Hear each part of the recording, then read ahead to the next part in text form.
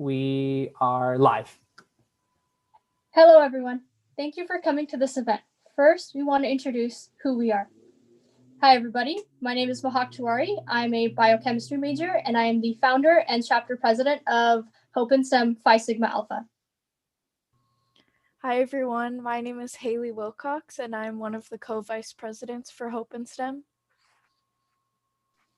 Hi, everyone. My name is Tracy E. My major is Math and Stats. I'm the other co-vice president of Hope in STEM. Hello, everyone. I am the representative and secretary for Hope in STEM, and I am a math major at MSJC. Hi, my name is Alexis Martinez. I'm a nursing major, and I'm the executive finance officer for Hope in STEM.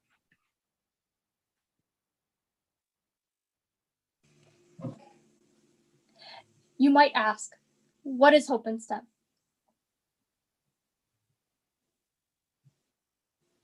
Well, we are a club and honor society here at Mount San Jacinto College. Our chapter, Phi Sigma Alpha, is the local chapter for the California Community College, Mount San Jacinto, here located in Menifee, California. Today, we will be presenting our STEM in Action project. This is a project that we do every semester that can include almost anything we want that relates to STEM. This semester, we decided to do an informative project surrounding the current pandemic. Please welcome my fellow officers.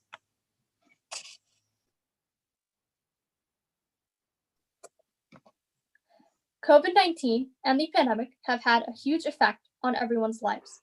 Yet there are many things about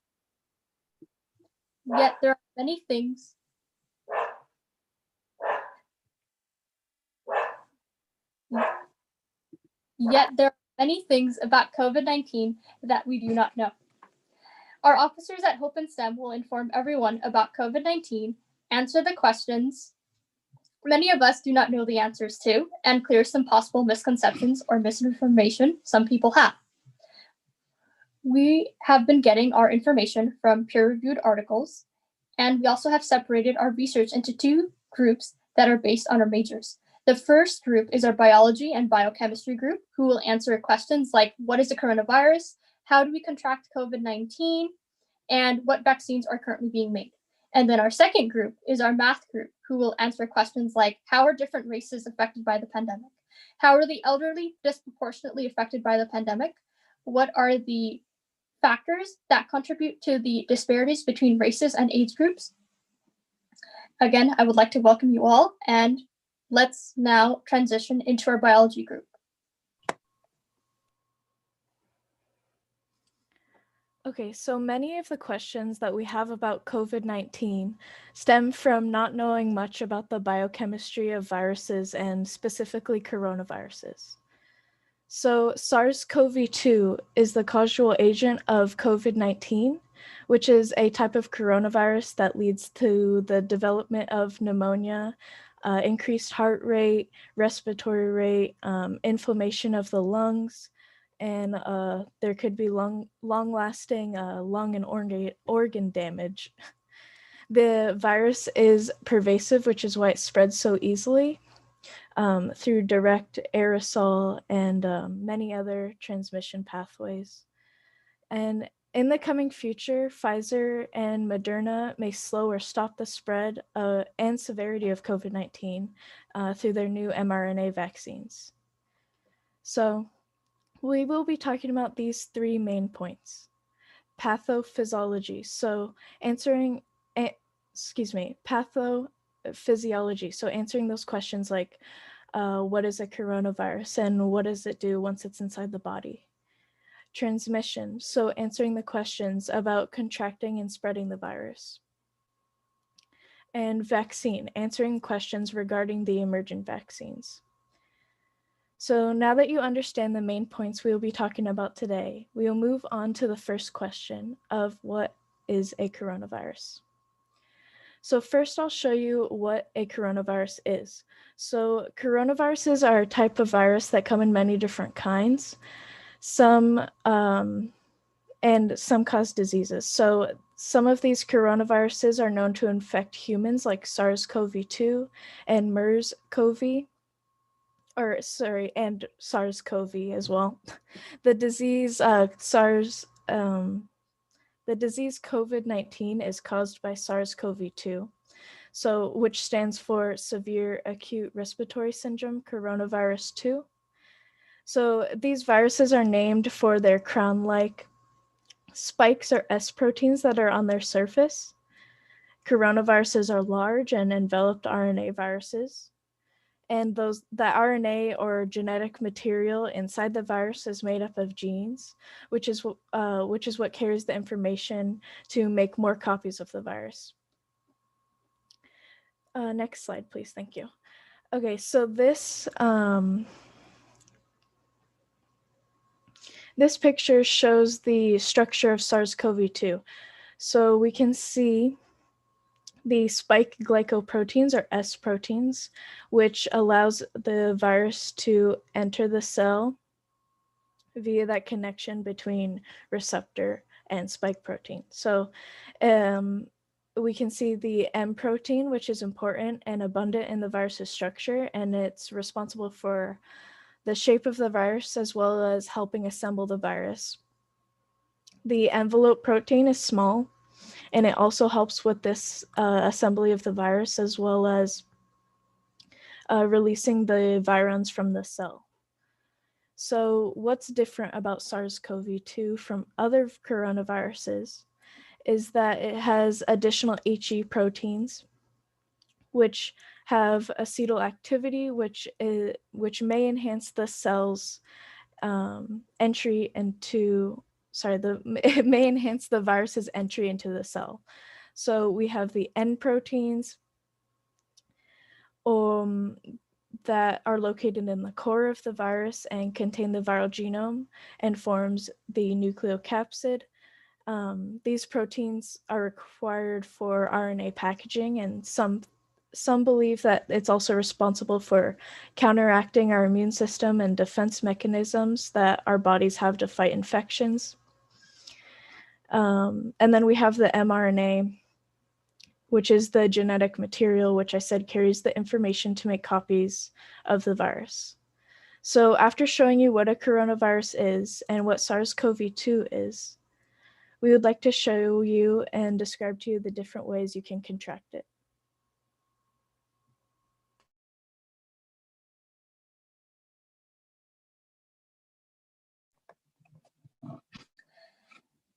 COVID-19 can be contracted in many different ways.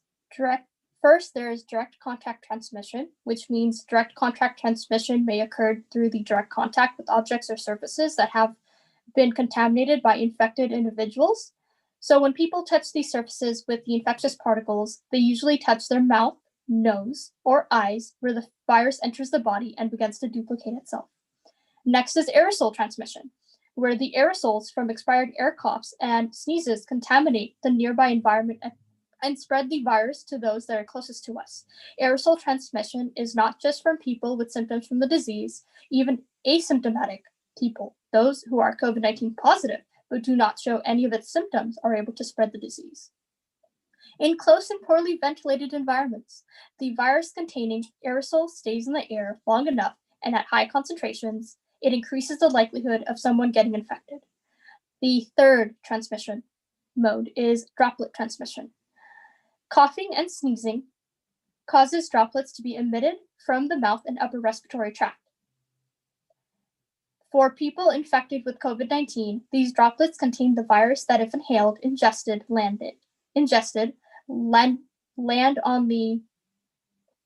inhaled, ingested, or if they land on the mucosal membranes, they will infect others. Now those are the three transmission modes we know currently. There are three other possible ones as well.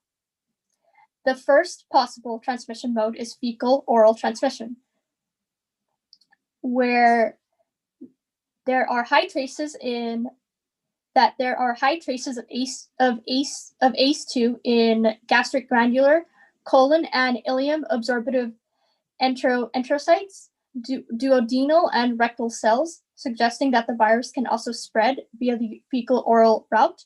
This means that stool particles from one person could enter through the mouth of another and infect them. ACE2 receptors act as the receptors for the SARS-CoV-2 virus and allow it to infect your cells. So for example, let's say you're handling food. Without having washed your hands, you could theoretically also get the virus by injecting it. Transmission through organ transplantation and vertical and surgical operations. Organ recipients are at high risk of being infected with COVID-19 because they're in an immunocompromised state. Once they're prepared for surgery, their organs and bodily fluids are exposed and the virus can spread easily. That is our second possible transmission mode. And our last possible transmission mode is vertical transmission, where the virus puts pregnant women and fetuses at risk of being infected. ACE2 receptors, which act as receptors for the SARS-CoV-2 virus, are in high expression during the human maternal fetal interphase, and those mothers that are infected with COVID-19 risk spreading it to their unborn child. Now that we have shown you the many different interesting ways COVID-19 can be transmitted, we will move on to what exactly happens inside the body when you contract it.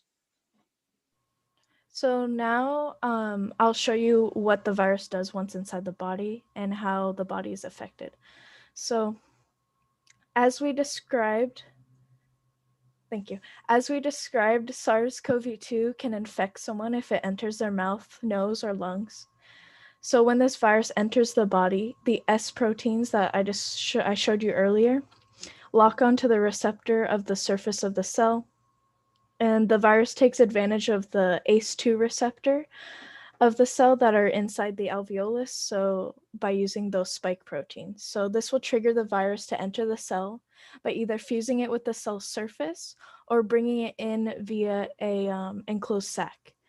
So when the virus is inside one cell, it'll introduce a single-stranded RNA, and that strand will use the existing structures of the cell to make new copies of the virus. And unlike other viruses, SARS-CoV-2 does not need to infect the cell's nucleus. Instead, it can directly access the cell's ribosomes. And after those copies of the virus are made, they travel to the surface of the cell by vesicles and leave to infect more cells. Next slide, please. Thank you. So in this picture, we can see the connection of those spike proteins and the ACE2 receptors at 1, and then we can see the virus coming in. The virus releases its RNA at 2, and then at 3 and 4 we can see a split. So at 3, half the RNA is used to make viral proteins, and at 4 the RNA is used to make more RNA. So in the Golgi, all of this is assembled to make a new viron, and it is released from the cell. Next slide, please. Thank you. So when the virus begins spreading throughout the body like this, you can develop pneumonia. So the virus spreads throughout the body, and your immune systems can be overwhelmed because of a weakened immune system. This will cause the bronchioles and alveoli to be inflamed, which causes the alveoli to be filled with fluid. COVID-19 patients with low oxygen in their blood and increased work of breathing decrease the partial pressure of oxygen. So increased work of, which stimulates the chemoreceptors, which then triggers the sympathetic nervous system to increase heart rate, increase respiratory rate. So the inflammation of the lungs can become severe and stimulate things like SIRS or systemic inflammatory response syndrome, which is an inflammatory state that affects the whole body and causes dilation of vessels, increased blood volume, and increased permeability, which allows fluid to leak through tissue space. Next slide, please. So in these pictures, we can see the difference between healthy, infected, and moderate and severe alveolus. So Alveolus have capillaries where red blood cells get rid of carbon dioxide and pick up oxygen. So the alveolar cells that facilitate this gas exchange are those type 1 and type 2 cells. So type 1 cells are thin and allow oxygen to pass through. And type 2 cells secrete surfactant, which means kind of like anti-surface tension, which the substance that lines the alveolus, it prevents the alveolus from collapsing. So this is what the gas exchange looks like in a healthy alveolus. So in an infected alveolus, the virus primarily attaches to those type 2 alveolar cells, which are destroyed after the copies of virus are released from the cell. In moderately affected alveolus, we can see increased permeability, which you can see the buildup of fluid, reduced surfactant because of the dying type 2 alveolar cells, and the gas exchange is reduced, causing those symptoms that we see like cough and shortness of breath. In severely affected alveolus, we can see it is filled with fluid, causing substantially hindered gas exchange. There's also a loss of surfactant, causing the collapse of the alveolar. Less oxygen entering the blood because of the lack of type 1 cells now. And during this, hospital is required, especially for high-risk people, because at this point, neutrophilus, which is a type of white blood cell, is recruited in to destroy infected cells. And then ICU is needed when those type 1 and type 2 cells are destroyed, which cause the alveolus to collapse and cause things like ARDS, which is acute respiratory distress syndrome. And if that inflammation continues to get worse, SIRS, which I described earlier, the systematic inflammatory response syndrome, can occur because of that protein-rich fluid entering the blood, and which can cause septic shock and even organ failure. So after showing you what SARS-CoV-2 does inside the body, we would like to show you and tell you about the current vaccines.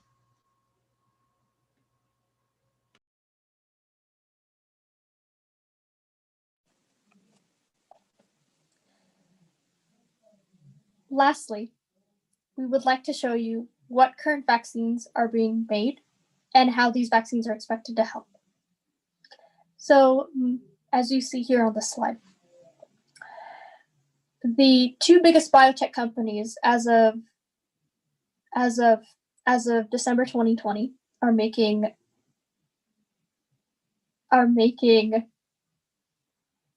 the coronavirus vaccine for us, for the entire nation, for the entire world. So Moderna and Pfizer are the companies that are the closest to distributing their vaccines, which contain mRNA. mRNA vaccines are something that has never been done or made before. Traditional vaccines use an inactivated virus, which allows the immune system to learn to attack specific foreign material and create antibodies against the virus. However, mRNA vaccines include specially designed messenger RNA that tells the cells how to make viral proteins, which will trigger the immune system to create antibodies. These vaccines allow people to build immunity to viruses like coronaviruses and SARS-CoV-2. These type of vaccines work to train the immune system to recognize a vaccine and create antibodies to protect itself against the real virus if you ever get infected. I hope we have given you a better understanding of the pathophysiology, transmission pathways, and vaccines of COVID-19.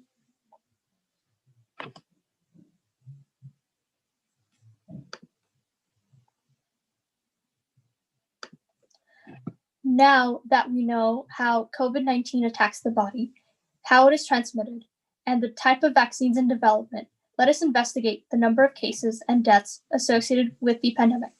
Thank you. Next slide. Hi, everyone. First of all, I want all of us to look at this graph. This graph demonstrates United States COVID-19 new cases. According to the New York Times, US coronavirus cases passed 4 million for the month of November, doubling the record set in October. Daily COVID-19 deaths in US rise back toward the record level set in April. The pandemic has put many people from racial and ethnic minority groups and seniors at increased risk of getting sick and dying from COVID-19.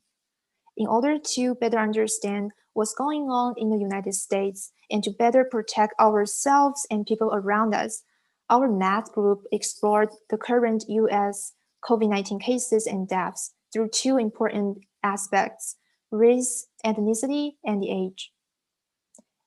Let's go to the next slide. We'll be talking about 3 main points. The first is the racial disparities. Second is the age disparities. And we'll also talk about the factors that contribute to possible racial or ethnic disparities and age disparities, plus what we can do to reduce the risk. Let's go to the next slide.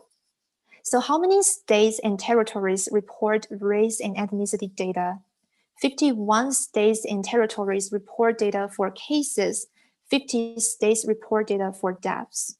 The data sets I used are from the Boston University Racial Data Tracker Project, and the data were updated on November 30th.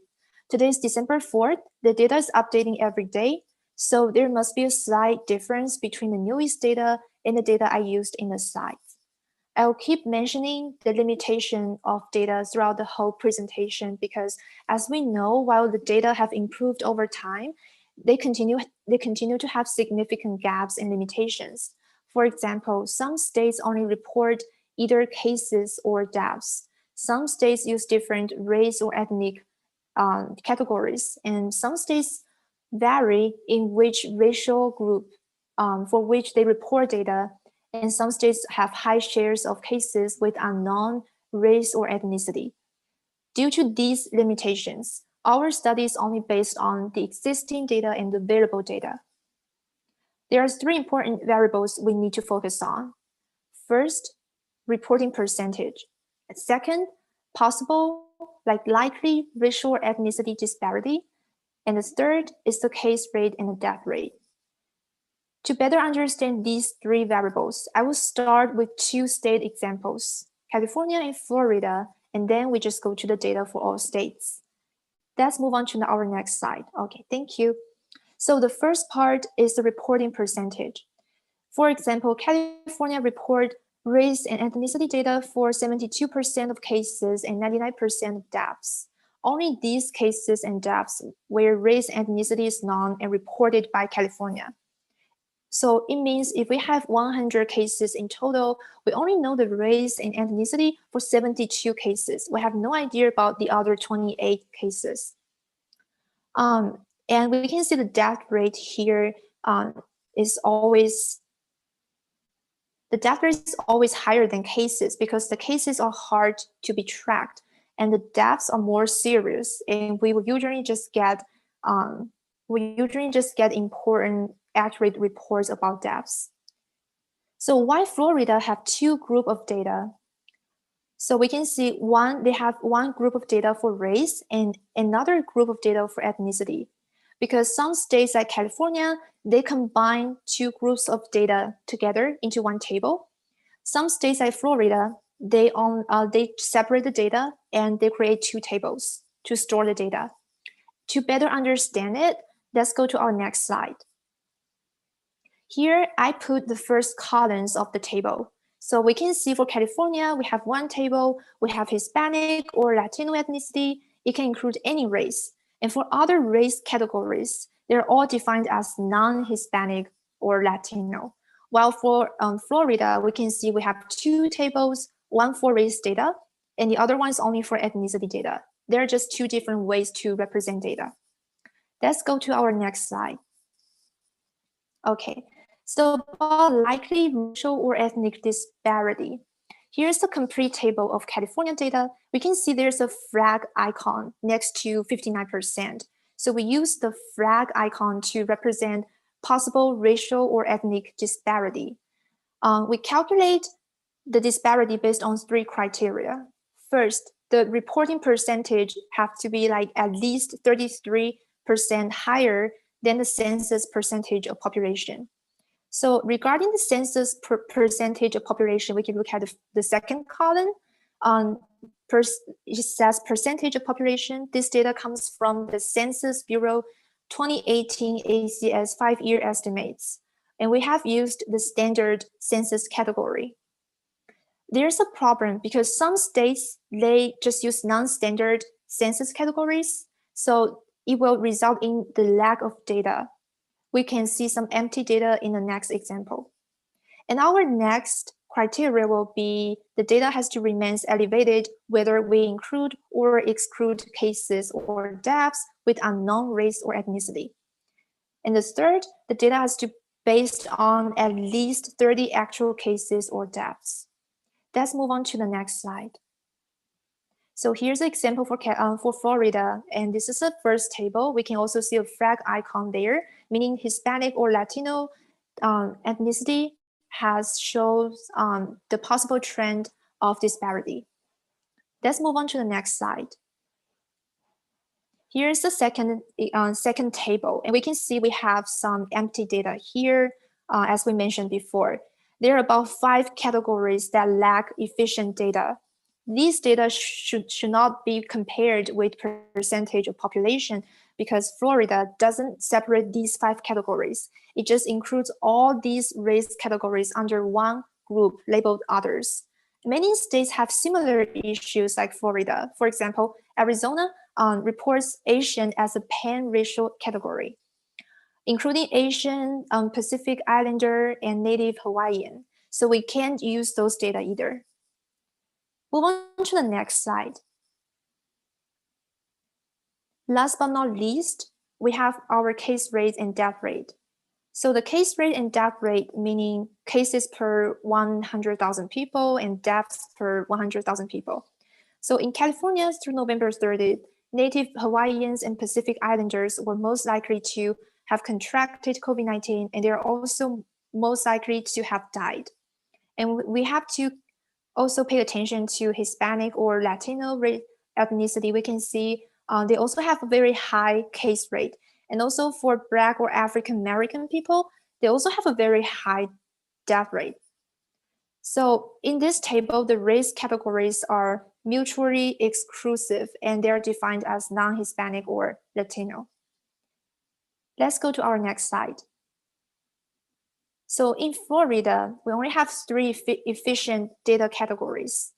So through November 30th, Hispanic or Latino people were most likely to have contracted COVID-19, while Black or African American people were most likely to have died. And in this table, these race categories are defined as both Hispanic or Latino and non-Hispanic or Latino. So after viewing 2 samples of states, let's look at the data for all the states. Let's go to the next slide. So here is the reporting percentage for all the states, and the data were ranked from the highest reporting percentage of cases to the lowest reporting percentage of cases.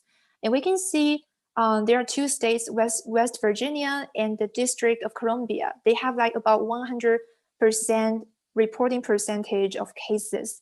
And we have only like 8 states that have more than 90% reporting percentage. And we can see Florida and California are in the middle part, not very high, not very low. And we also have some states like Texas even only have like 5% reporting percentage. And some states like New York State, they didn't report any data for cases.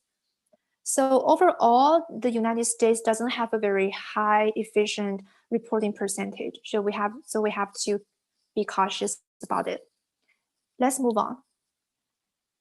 So the second part is racial or ethnic disparity for all states. We just list all the states here. So for cases, we can see Hispanic or Latino ethnicity, they shows the most serious possible disparity for their COVID-19 cases, because about like 32 states report relative data. If you look at the next slide, we can see for the death rates, it's Black or African American people shows the most serious likely disparity for our deaths, because 15 states report relative data. Okay, last slide. Let's move on to our last slide. So for case rate and death rate, based on all the data from all the states, we can conclude in the United States, through November 30, Native Hawaiians and Pacific Islanders were most likely to have contracted COVID-19, and Black African American people were most likely to have died. And just keep in mind, the race categories here may overlap with Hispanic or Latino ethnicity. So now that we know about racial disparities in the United States, we can examine some of other greatest differences in COVID-19 cases and deaths. Another important factor is the age.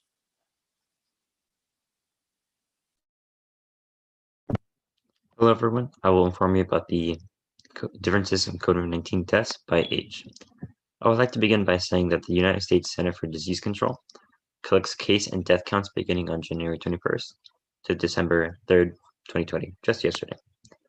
The CDC data on deaths are based on death certificates, which offer a complete view on the individual's cause, date, and place of death, as well as information such as pre-existing medical conditions, race and ethnicity, and whether their death is presumed or probably to be caused by COVID-19.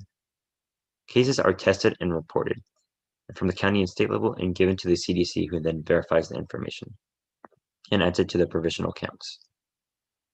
As you can see here in my slide, both graphs show 9 age groups: 0 to 4, 5 to 17, 18 to 29, 30 to 39, 40 to 49, 50 to 64, 65 to 74, 75 to 84, and lastly, 85 plus years. This graph on cases to the left follows a normal distribution curve, meaning that they start small near the beginning, but they increase near the middle and decrease the farther away they get from the middle.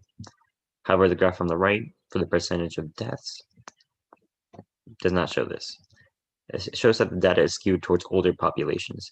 This means that older adults are more likely to die after contracting COVID-19. Now, how do we calculate the mortality rate of COVID-19? And are older people more exposed to COVID-19, or are they more likely to show severe symptoms that lead to death?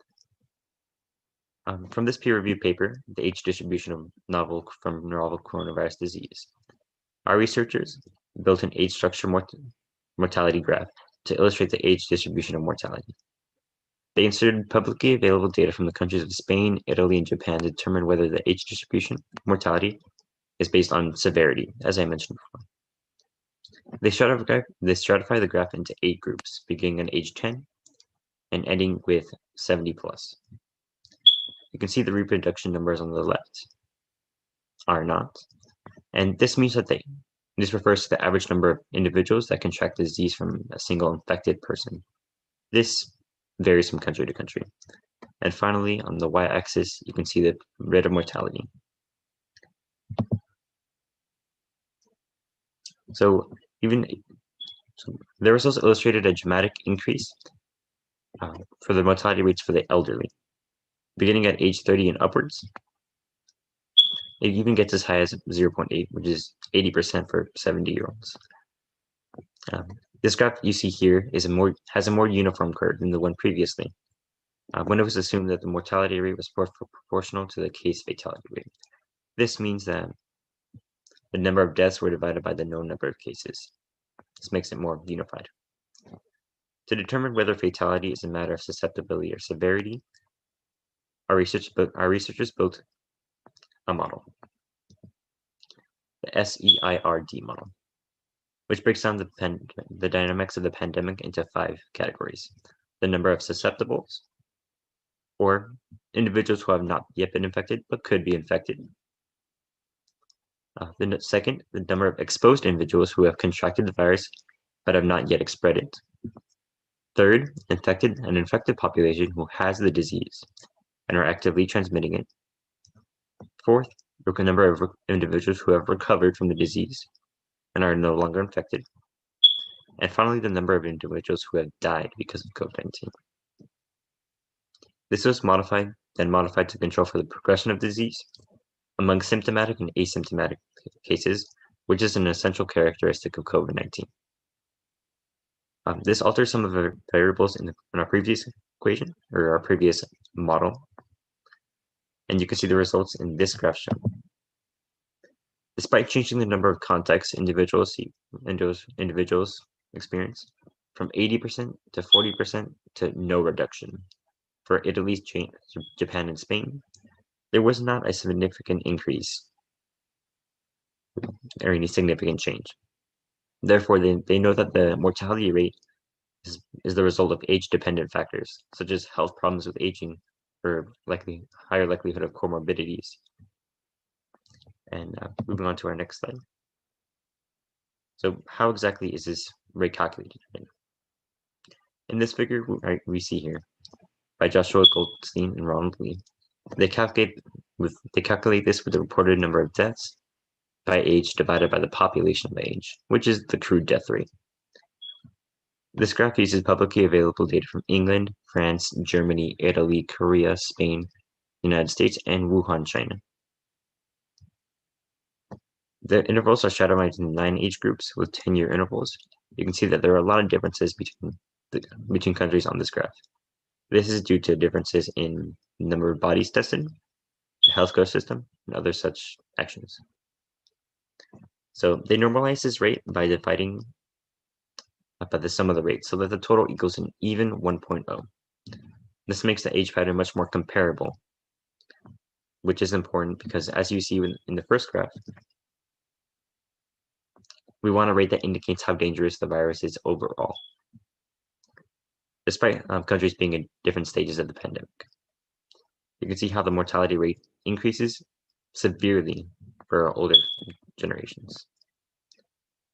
If I can leave you with one thought, please be sure to remember that COVID-19 is much more deadlier for older individuals, beginning at 30 years old. Now, moving on to Alexis. Hi, so I will be talking about the factors of racial disparities.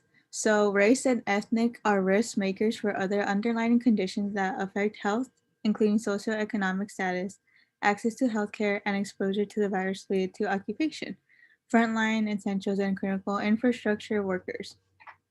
Discrimination exists in systems meant to protect well-being or health. Discrimination, which includes racism, can lead to chronic and toxic stress and shapes social and economic factors that put some people from racial and economic minority groups at increased risk for COVID-19. People with limited jobs options likely have less flexibility to leave jobs that must put them at a higher risk of exposure to the virus that caused COVID-19. Some people cannot afford to miss work even if they're sick because they do not have enough money to save up for essential items like food and other important living needs. And on the next slide, I'll be talking about the factors of age disparities. So some of the factors are risk for severe illness with COVID-19 increased with age, with older adults that risk. For example, people in their 50s, 60s, or 70s are in general at higher risk for severe illness. The greatest risk for severe illness for COVID-19 is among those aged 85 or older. Severe illness means that a person with COVID-19 may require hospitalization in intensive care and a ventilator to help their breathing or may even die. People at increased risk for those who live or visit with them need to take precaution to protect themselves from getting COVID-19. Compared to younger adults, older adults are more likely to require hospitalization if they get COVID-19. So 8 out of 10 COVID deaths reported in the US have been in adults 65 and older. Before you go out and visit family and friends, there are no way to ensure you have zero risk of getting the virus that causes COVID-19. So it is important to understand the risks and know how to reduce as much as possible, considering the following. How many people will you interact with? Can you keep 6 feet of space between you and others? Will you be outdoors or indoors, and what's the length of the time that will be interacting with people, and how likely is it the people will be wearing a mask? So on the next slide, we will be talking about what we can do. We can find ways to maintain support and connect. We can empower and encourage individuals and communities to protect themselves, care for those who become sick, and keep kids healthy and cope better with stress.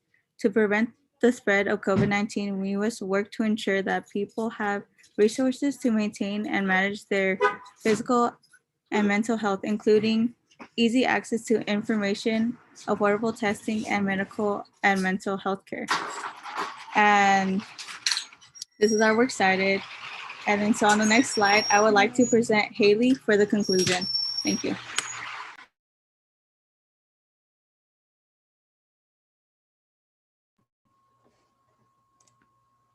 Okay. Oh, there we go. Okay. I hope we have given you a good understanding of the different questions we may have about COVID-19 and SARS-CoV-2. So I'll go over the main points we have covered. So coronaviruses are a specific type of virus that cause disease and have a very interesting way of infecting cells. SARS-CoV-2 can be transmitted in many different ways, which is why we need to socially distance and lower those transmission rates. The vaccines that are currently being made for COVID-19 are a new technology, and it could revolutionize vaccine technology and much more.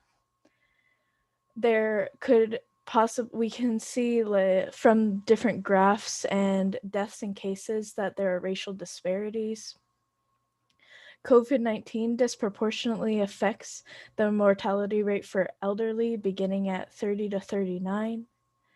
And finally, we need to protect those around us and follow our rules and regulations. So there's still a lot that we don't know about COVID-19 because everything is so new. So many of the things that we talked about today can change and improve because of this. So I wanted to leave you talking about mental health.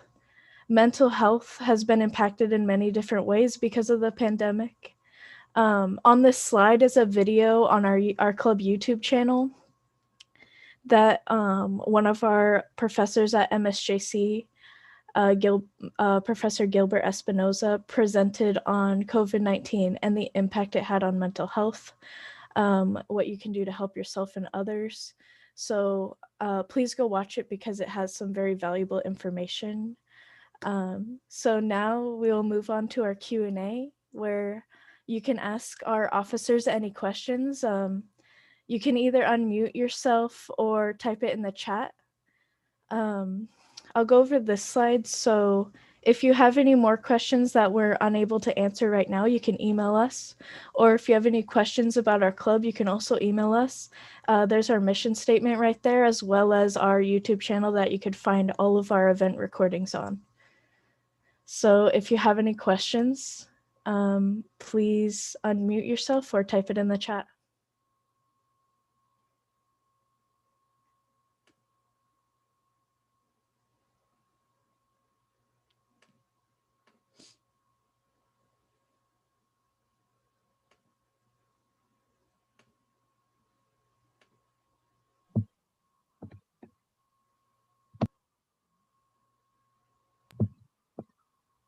We have a question from Austin Ortiz. Was there more coronavirus cases before November 2019?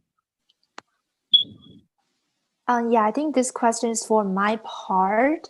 The data I present were updated on November 30th. It also including like all the data before November. So it just updated on November 30th. I hope this answers your question.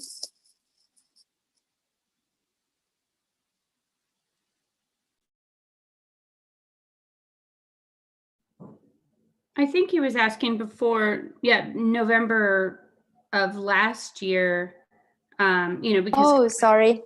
COVID-19 was named because it did come about in 2019, but it was the very end of 2019. As far as I know, and I don't know if anyone else knows any different, but I think most the early cases were November, December 2019, and of course, more so in 2020, January, February. But I don't know if anyone knows any different. As I know the first case is in China, and the data seems to be something like in January, so January 2020, just as I know. So the first case was found in January. Okay. Yeah, and Austin said first known November 17th in China, November 17th, 2019. Yeah, I had heard a few in November, but yeah, definitely most of us didn't even hear about it really until, January, I think.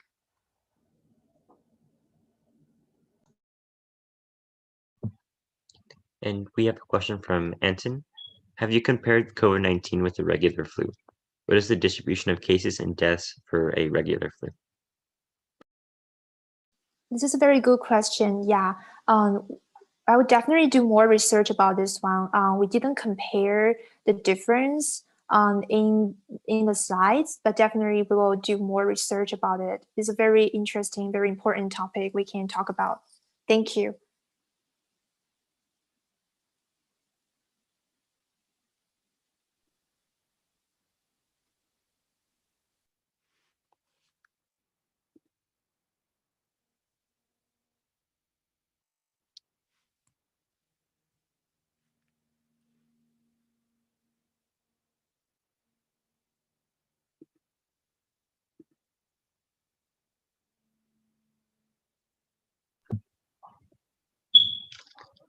And we have a question from Carrie. How long does natural immunity last? And how about vaccine-induced immunity? I personally do not know how long natural immunity lasts. I've read several articles and different news that have said many different things, and I'm not even sure that it's fully anyone fully knows yet. And what were you asking about the vaccine? How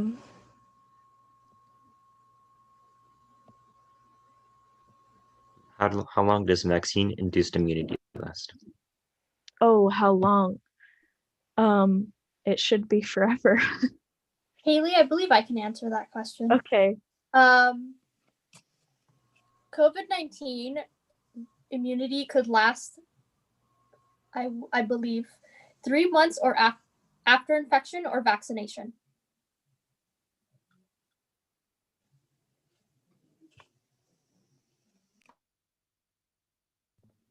And we have another question from Anton. Can one get the virus by eating a food item that was previously touched by an infected person?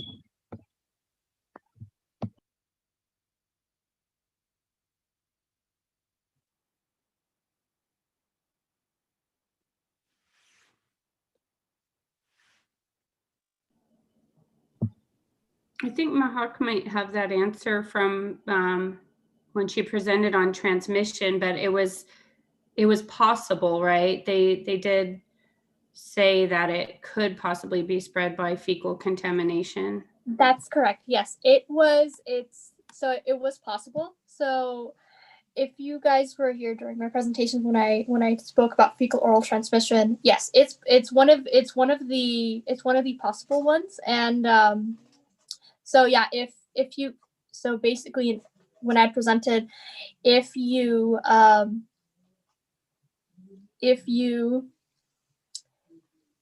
sorry, I'm just thinking of how to answer this.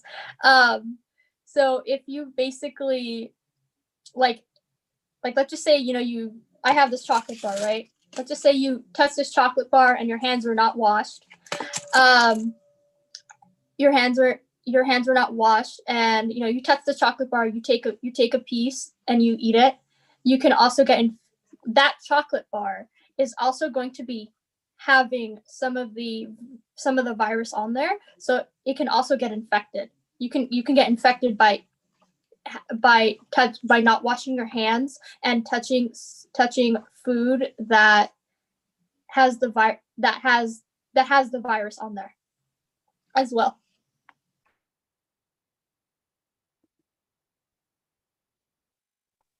I hope that answers your question. Sorry.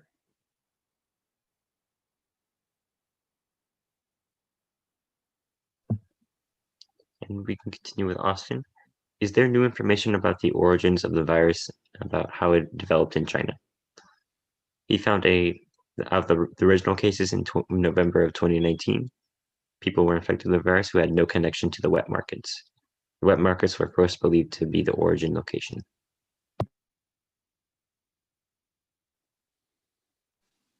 For this question, I believe it's very no one for sure scientists still studying where's the origin of the virus.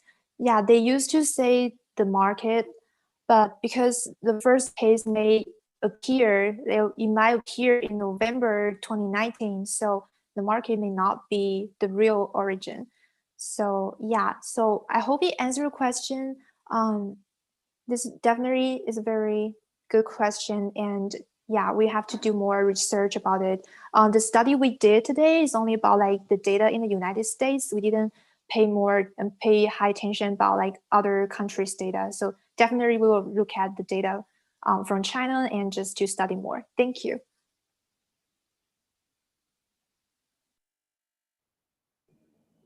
I think if Michael Plotkin's still here, he might,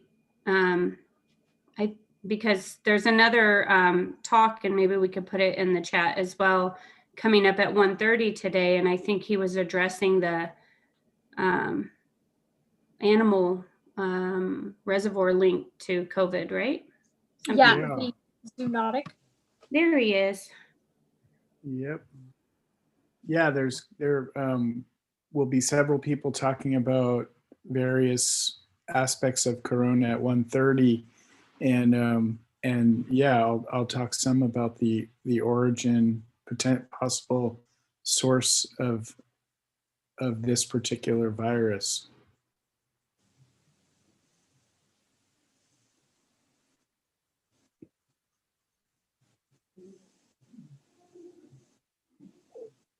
We have another question from Anton. What is the distribution of deaths from all causes any given year in the United States? And I believe this pertains to Tracy.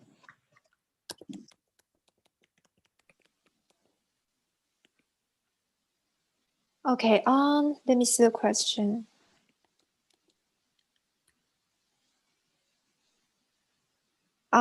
So what's the distribution of deaths from all causes any given year in the US? I would say, I'm not sure about this question, but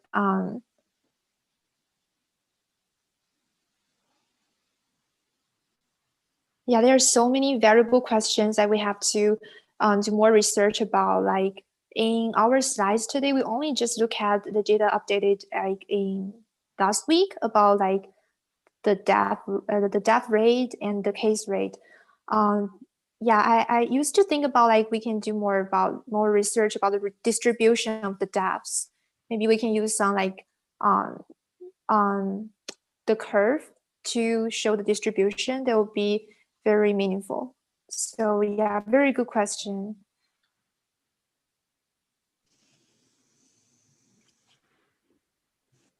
We have another question from Abraham Fuentes. Could animals be infected and spread to the humans? So on one of the slides, I didn't talk about it, but I have a picture on there I'm not sure if you can go back to it, Adolfo, but it's on slide 3. And it just kind of like gives us information on what kind of so the SARS-CoV-2 is a beta coronavirus, which you can see there, the different types, and which beta coronaviruses are known to infect humans, and beta coronaviruses can also infect those other animals that you see there.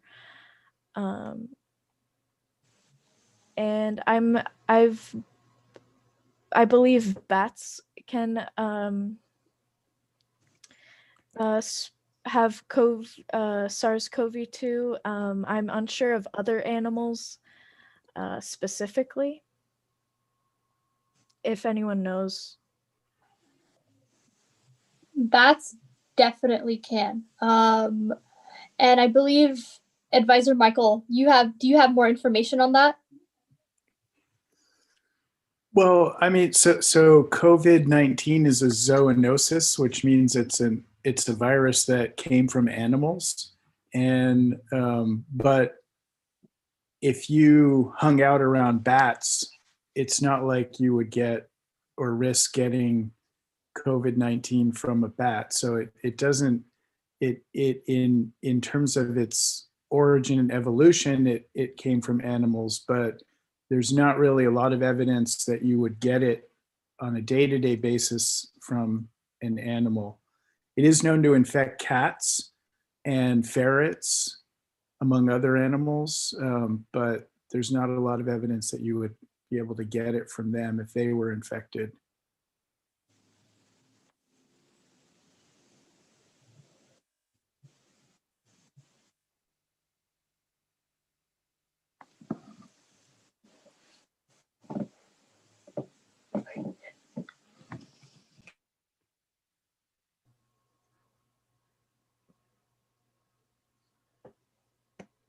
Okay, so we are at 1 o'clock, which is our said deadline. So if no one has any questions or anything, we'll stop.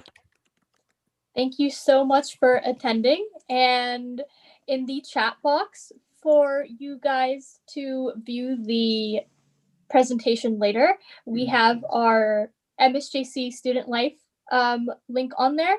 And we also have our NSTEM, MSJC NSTEM chapter and club YouTube as well. Thank you so much for attending, and thank you so much. Have a great day, everybody. Thank you so much. Thank you all.